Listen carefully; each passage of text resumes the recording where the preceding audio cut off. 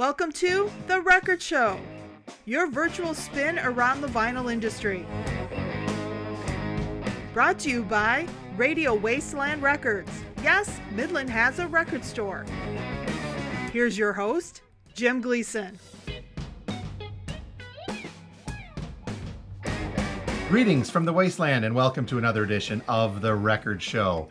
And today we're going to do things a little bit different because Ken's not here with us because it's the hubbub, if you will, surrounding Record Store Day. So I've asked Heather to kind of hang out. Hey, y'all. And we are going to kind of cover all of the bases today, which includes a big, more intensive look into Record Store Day releases, but also a little bit of the coverage of the rules. There are a lot of new people who are coming into this whole idea of vinyl collecting, and we're getting some questions about Record Store Day and how it works and what happens when folks start looking for and they say ordering things, which really isn't quite how that works. Ordering. So, well, and plus even people who are used to Record Store Day, things are a little different now. We're in a pandemic still. There's still, we've got a couple different. So even people who are used to Record Store Day might want to know what the rules are. And exactly. We recommend thoroughly checking with your local independent record store ahead of time to make sure how they're working things. We're here in Michigan where, if you've been listening to the news lately, things are a little bit odd of late. So we may or may not be continuing as normal, but most record stores, us included, are going to limit capacities when Record Store Day drop hits on the first drop on June 12th, and then again on July 17th. So check with your local record store to find out how they're doing things and why they're doing everyone might be everyone has different square footage, different things that they're doing. Hopefully the weather will be good. So if you do end up waiting outside for a little bit, you'll be hanging out with other fellow record fans. And that's one of the cool things too about having it at least in June. In April, here in Michigan, it's a little chilly. Well, it can be. When Katie was younger, we went through a Record Store Day down in Ann Arbor, waiting in line when it was about 85 degrees out. Well, that's nice. So but then other Record Store Days, it's been 15 to 20 degrees. Yeah. So June and July will be nice. So maybe people have some barbecues or some waters, sodas, Well, it all comes down to whether or not there's actually something worth waiting in line for them. So that's true. And let's get down to that. So we will get to the new releases here actually in just a couple of minutes, but let's cover that Record Store Day stuff now, shall we? Yeah, let's do it. Okay, so Record Store Day, the drops, Drop 1 and Drop 2, because of COVID, nationwide Record Store Day has broken these up into 2 drops. Way back when, it used to be one day in April, one day in November, but now we've got to deal with everything we're dealing with. So that's why these are split up into 2 drops. But the thing is, all of the orders for these drops have to go in, now for the Record Store Day. So if you haven't contacted your local indie store yet about what you'd like on a wish list, then it's probably too late. You're just going to have to roll the dice. Yeah. Yep. Yeah, you're gonna have to go with what's available. Which there's usually pickings. There's always stuff, and you have to rely on your store and what they're bringing in, because every store isn't bringing in the whole list. Every store is not able to bring in the whole list either as well. There's no way. So here's just a quick primer for those of you who are new to this and how Record Store Day works. Basically, independent record stores like Radio Wasteland participate by signing a pledge with the Record Store Day organization. And when we sign that pledge, we pledge not to sell these early, not to price gouge on them, not to sell them online, not to reserve copies, not to hold copies. So all of those rules are meant to be in place to make it fair for everyone as they approach your indie record stores to get their favorite stuff. So that is really kind of the way that do that. So when we say that we as a store are taking wish lists, that's exactly what it is. We're asking people to let us know what they would like so we know what to order. We want to have an idea of what the demand is for those. Right. So if you let your local record store know what you're interested in, that helps them figure out what orders they need to be bringing in for the store, because like we said, no one's bringing in everything. So don't be disappointed if your store doesn't have Taylor Swift. If you didn't ask for it, you're not going to get it. That being said, we and other stores like us do our best to get a little bit of everything and kind of hedge our bets with what we think is going to be the biggest and most popular ones to grab out there.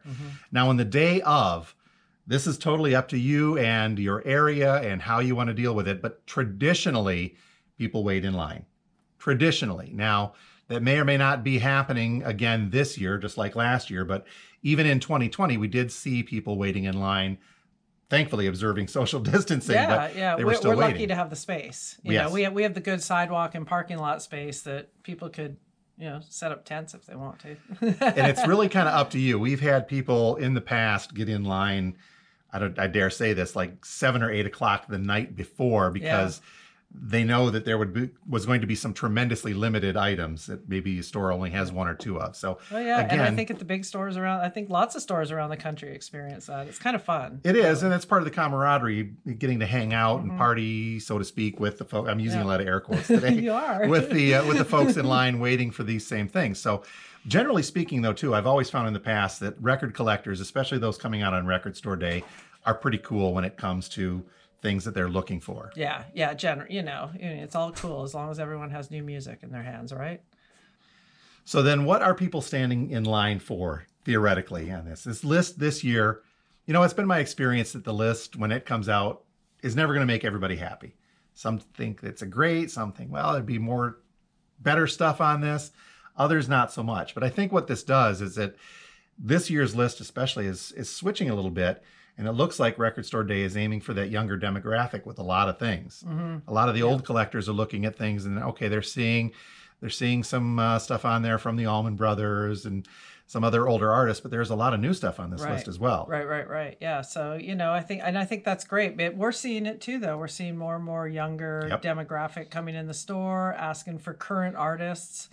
So I think there's something on there for everyone. And I know myself, I tend to do that quick look. Oh, I don't think there's anything on there. Then you do a little bit deeper dive and you're like, oh, you know what? I actually could stand to have that or that. So for those of you who have not done this before, we're going to give a real quick guide to navigating the Record Store Day website and how to not only look for things, but I'd like to get a word of caution out there as well, because there's a lot of 12-inch singles on this list.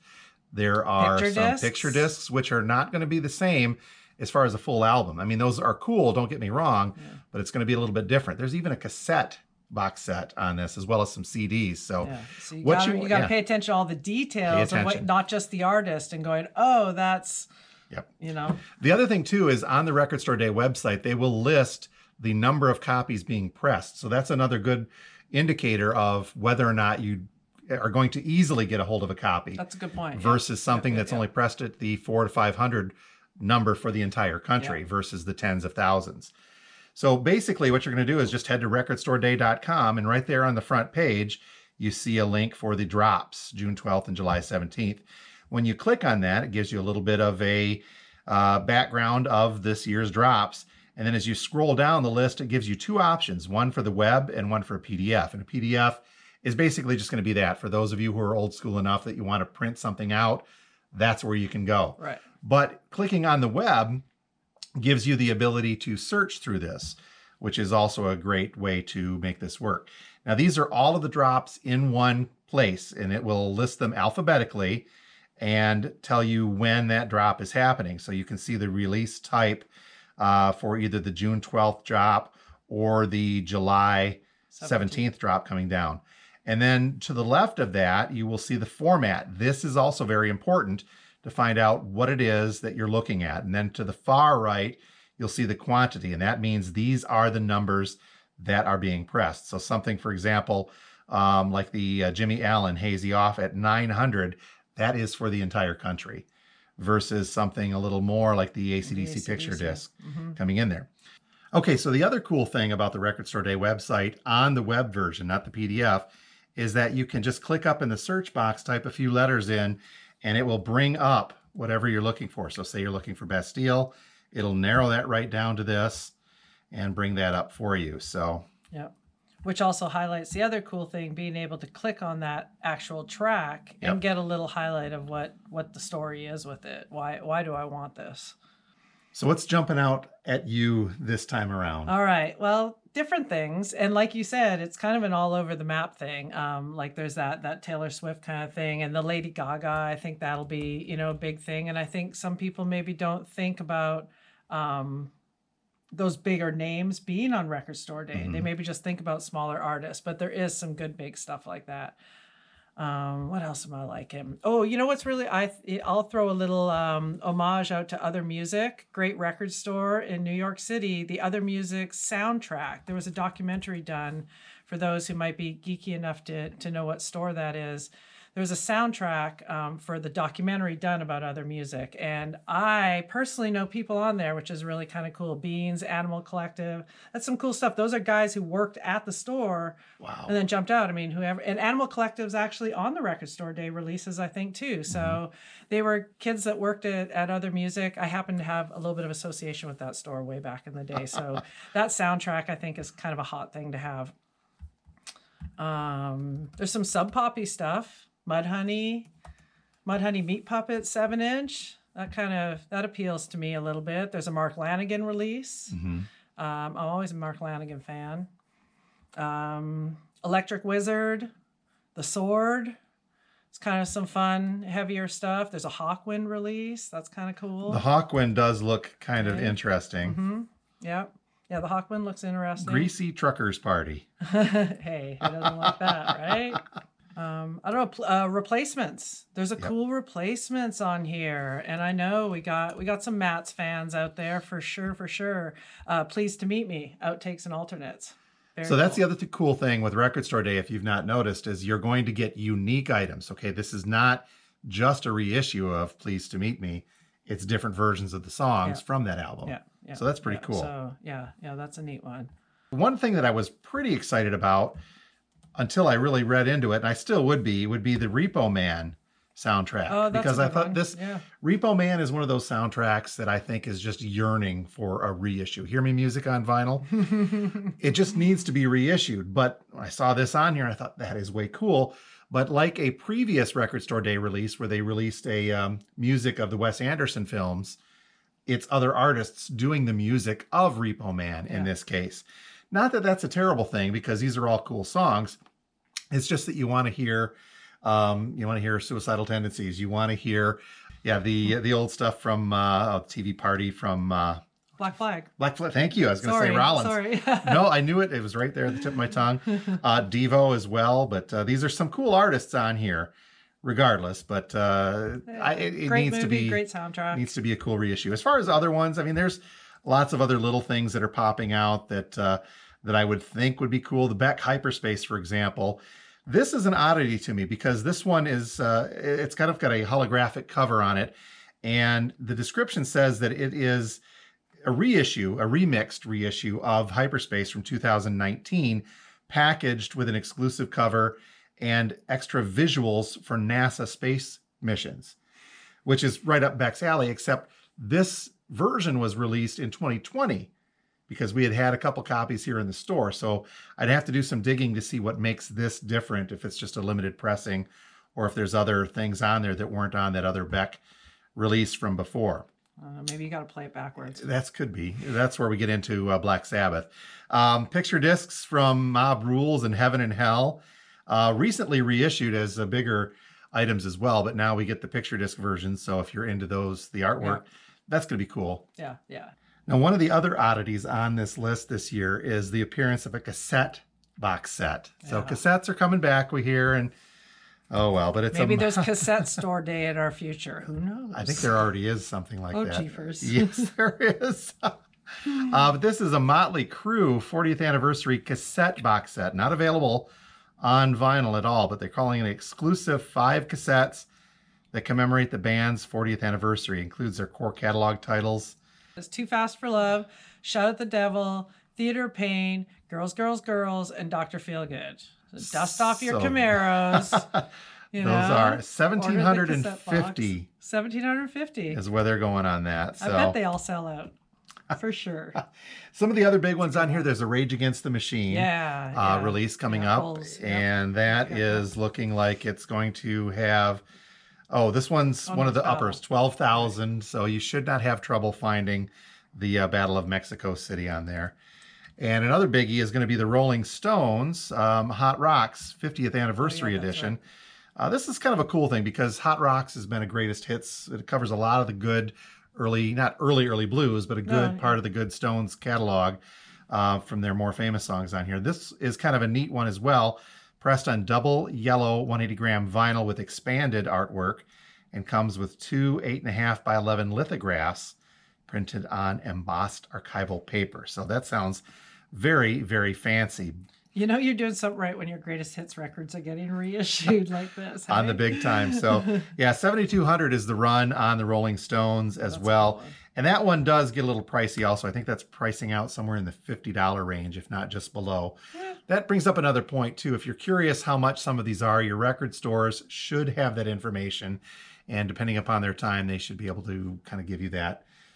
Let you at least know what you're in for as far as your wallet hit's going to take. So there is a quick perusal of some of the bigger things we see on this year's Record Store Day list. Hopefully there's something on there to tempt you in to a record store Sure, on either what June pops 12th. up for us isn't necessarily going to pop out for you, That's or or you see something your friends like. Now the backside of this, by the time you're watching this, most of the independent record stores are going to have their orders in for this stuff already. So pay attention to their social media, pay attention to our social media. As things get closer, you'll probably start to see posts as far as what they're going to have available. Right, when it gets right. Yeah, closer. once they start knowing. Yep. Well, cool. I'm looking forward to this one. Yeah, this is going to be great. I'm looking forward to seeing everyone, and we'll see you in line. Could be a fun one. Well, this is the time of the record show where we cover new releases, and usually it's Ken Norton. But because of all of the excitement and busyness that goes along with Record Store Day, Ken is tied up again this week. Not that we're suffering at all, but we get Heather, who can give us some phenomenal insight to this stuff as well.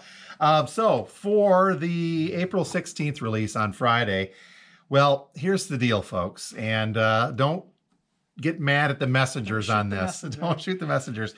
The big one should be Greta Van Fleet's Battle at Garden's Gate. And most indie record stores like Radio Wasteland were expecting a good quantity of the white vinyl version, the indie record store vinyl version of that.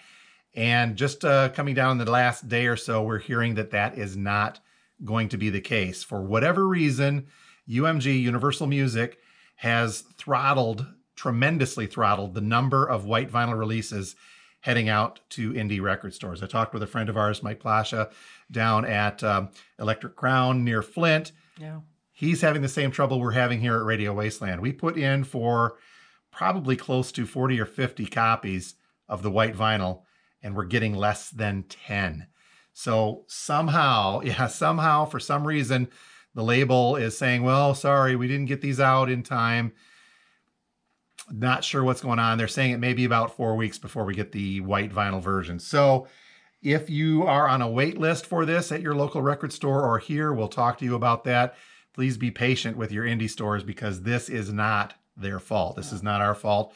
We got to deal with what the labels throw at us. And in this case, they're throwing a lot less at us. This is the second time this has happened. Yeah, that's crazy. In recent memory, Weezer's OK Human, it was the same type of thing where we put in for a bunch and it took several weeks to get them. So we'll try to figure this out and maybe address it at a later date. But all the same, it's going to be a bummer. Now, there probably is going to be plenty of black vinyl versions to go around, but that is what it is. Yeah. We'll get them. So Battle at Garden's Gate, sorry, but we'll see what we can do. There will be some copies available, but you may end up waiting on that. The good news is a lot of the other releases for Friday look like they're going to be okay. Tom Petty, Finding Wildflowers. How familiar are you with the other one, the Wildflowers? Oh, very familiar. Okay. It might be my favorite Tom Petty record. So this is kind of exciting because it's another Rick Rubin produced record, which is always one of my faves. And I believe his daughter, I think, was really instrumental with making sure that this happened. And it's alternates, outtakes, sort of different versions. I think as they were working through Wildflowers, this is just other versions of it. So I think any Tom Petty fan is. 16 studio recordings of alternate takes, long cuts, and jam versions from the Wildflower sessions.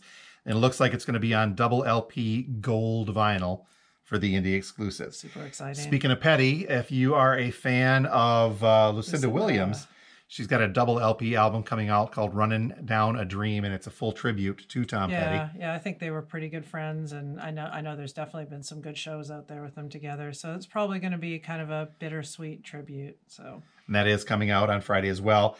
I'm showing a Deftones reissue of White Pony. Yeah. And it looks like that's going to be on indie exclusive vinyl as well. I don't remember the color on that, but that should be out and available on Friday. For some reason, I think it's white. But could possibly be. Patsy Cline. There's going to be a Patsy Cline reissue. 2 LPs. 2 LP on pink vinyl. For fans, Walkin' After Midnight on that one as well. Now, here's one that I'm pretty excited about. This is going to be kind of cool. And when this first popped up on our radar, It had been a while. The Scott Pilgrim versus the World soundtrack. We talked about soundtracks earlier.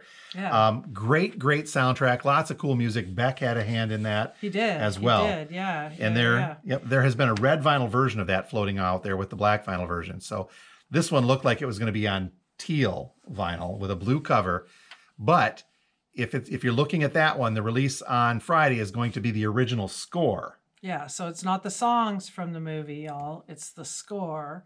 And it's composed by Nigel Goodrich, producer, Radiohead, Beck. And I want to say Beck had I think Nigel Goodrich gets all the credit, but I feel like Beck was really instrumental with sort of helping with the feel of it all and all that kind of thing. So yeah, I think it's kind of exciting. So it is the score to Scott Pilgrim versus the World on double LP. Music. Looks like it's on teal vinyl, but, and this one's a little heavier on the pocketbook. There's also going to be a release of Scott Pilgrim versus the World, the Seven Evil X's edition. Oh, cool. And this is a box set consisting of, and it's in the $100+ range, but it's the 10th anniversary edition, limited edition vinyl, but there are 4 picture discs in this set with 7 sides dedicated to one each of the Evil X's. And then the 8th side of the picture disc is Scott Pilgrim and Ramona Flowers. Oh, that's awesome. So this is going to be kind of cool, but it also has previously unreleased tracks from Nigel Goodrich score.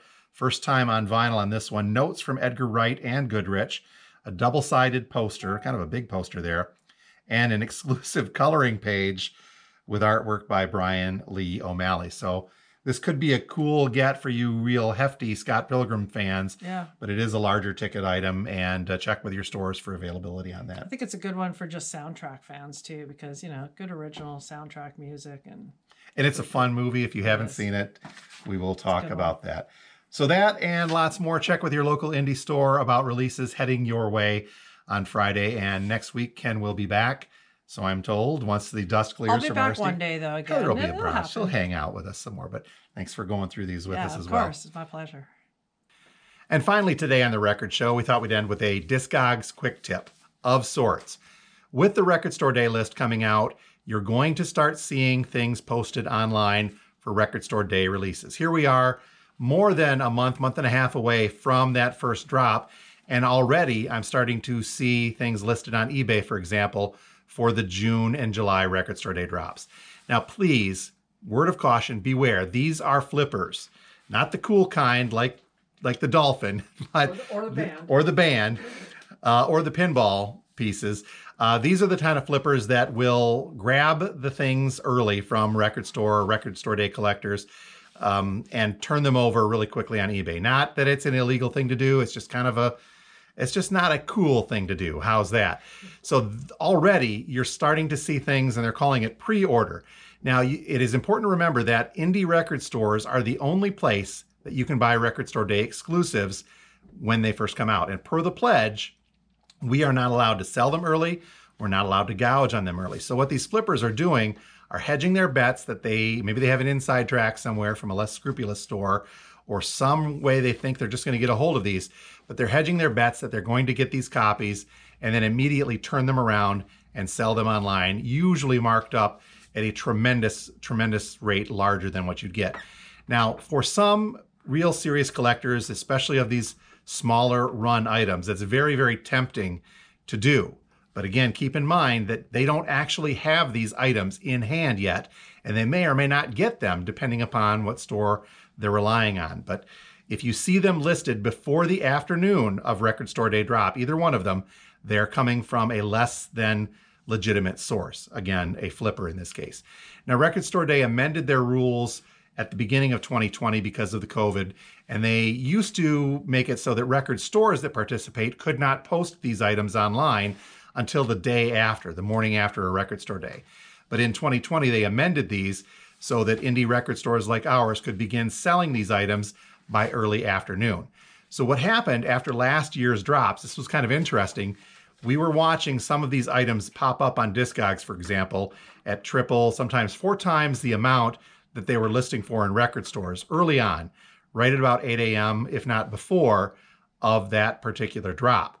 As soon as the 1 p.m. local time hit, or 1 p.m. Eastern time hit, record stores started posting some of their excess stock online and cut the legs way out a lot of these flippers, meaning that the price of these items were way down in their normal retail range.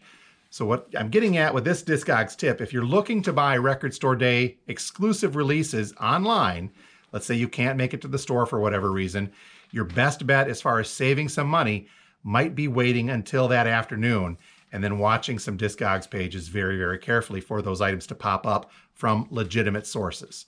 That way you're helping an indie record store, you're not getting taken for a large amount of money, and more importantly, you're not tossing your money at a flipper who's taking this item from a real collector who'd wanted it in the first place. Spin me right round, baby, right round, like a record, baby, round, round, round, round, round.